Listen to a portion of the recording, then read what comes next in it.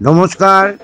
Haridevpur Vivekananda sporting ক্লাবের পক্ষ থেকে আমি অশোক সরকার প্রাক শারদীয়ার প্রীতি শুভেচ্ছা ও অভিনন্দন জানাই সকল দর্শনার্থীদের এবং কৃতজ্ঞতা প্রকাশ করি ওপিনিয়ন টাইমসের প্রত্যেকটি সাথীকে।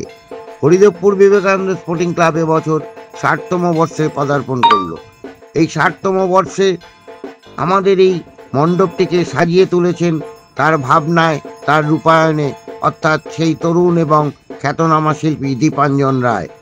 আমাদের পুজোয় এবছরে ভাবনার নাম হচ্ছে তানা বানা। ভারতবর্ষ তথা বাংলার প্রত্যেকটি রমণীর প্রিয় পরিধান হচ্ছে বেনারসি শাড়ি।